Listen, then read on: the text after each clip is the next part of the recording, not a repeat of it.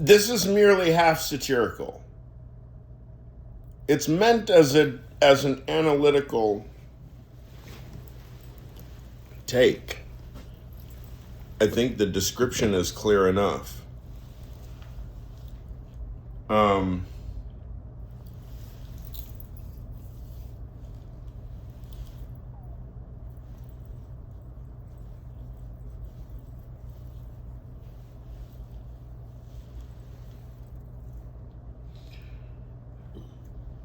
So Maduro has been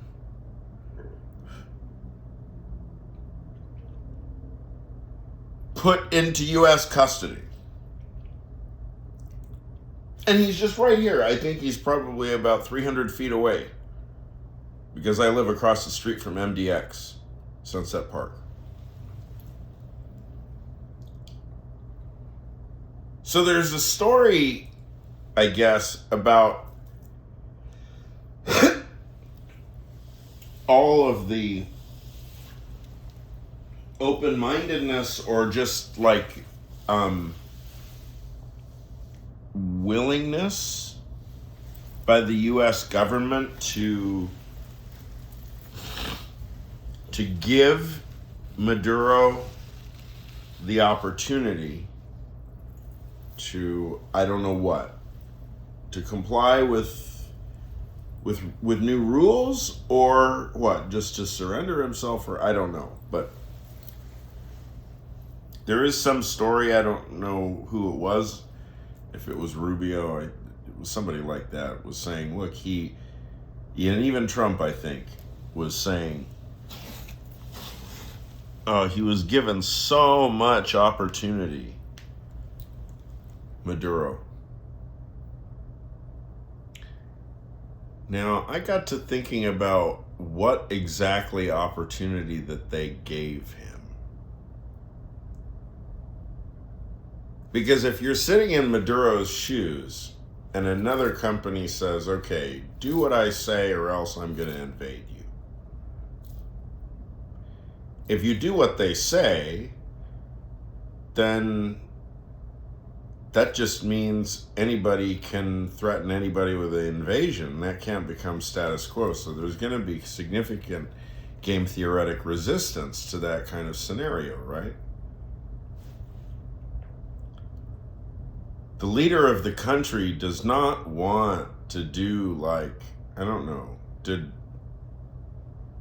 Gaddafi famously concede make some concessions, and that saved him from invasion, at least for a few years? It would just be a bad look. I mean, it's like, it looks like you're selling your country out if you concede to threats.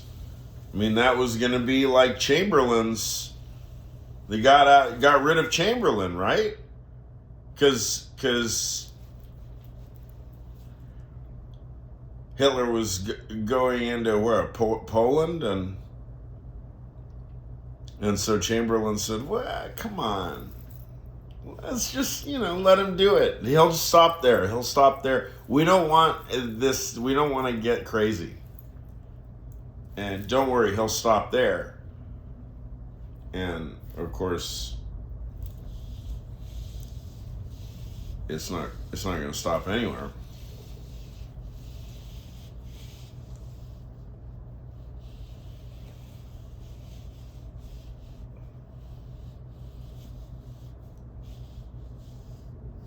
So, something is getting lost in translation is the point that I'm arguing for, because nobody in their right mind, I mean, Maduro would rather, I am quite sure, would rather be in his comfortable home in Caracas.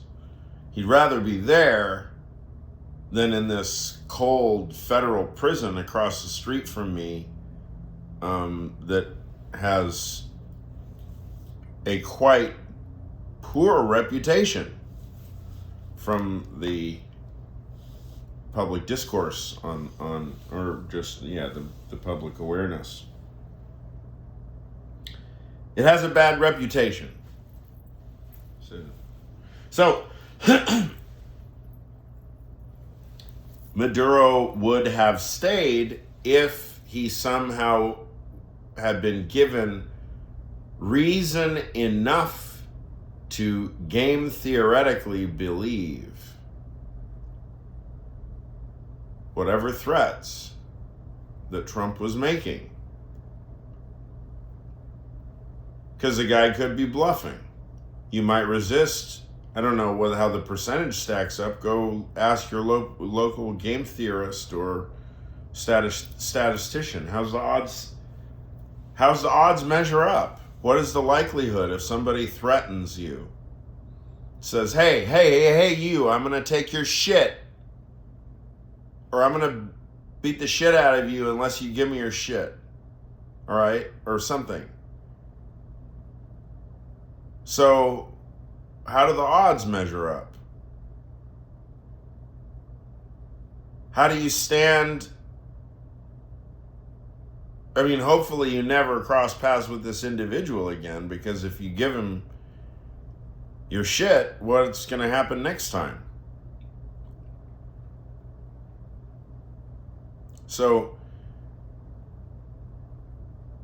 if there's some bully coming from the outside of the system, knocking on the door saying, give me your shit, if you're the one, the head, making judgments and decisions at the head of the system,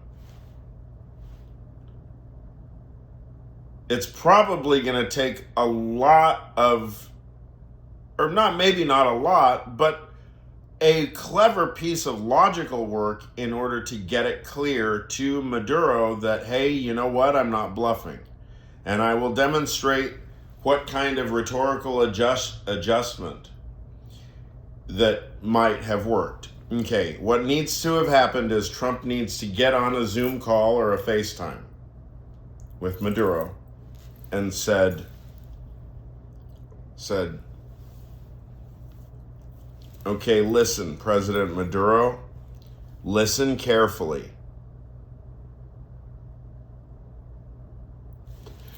There are rules and you need to comply with the rules. Do you understand? Do you speak English? Comprendes tú? Are you fucking retarded?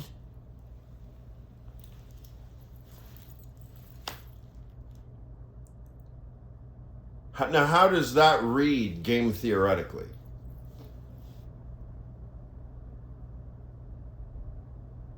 It reads as pretty fucking original, that's for one thing. So,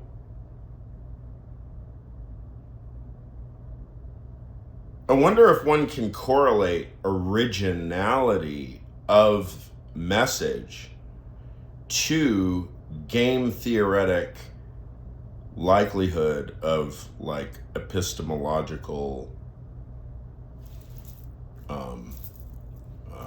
fiber, say. Yeah. I bet you can do it. Because I even though my example is offensive and I don't know. I don't think it's funny, but, speaking, are you retarded?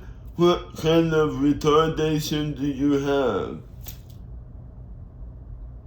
I mean, there's something about how it's like really juvenile and insulting, and it's probably like Anglo-centric way of speaking. I mean, I'd be interested to hear if there's any like Venezuelan kids or like teenagers that will like mock,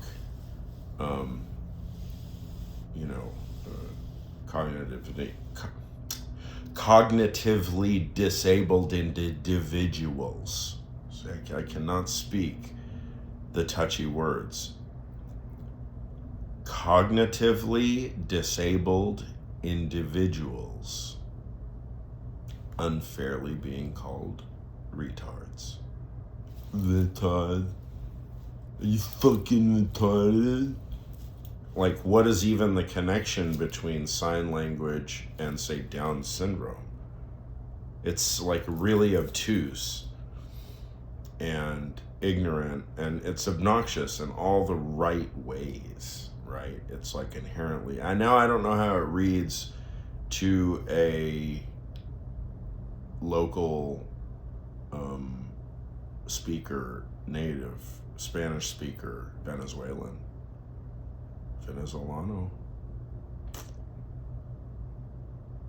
Are you fucking mad? Are you deaf?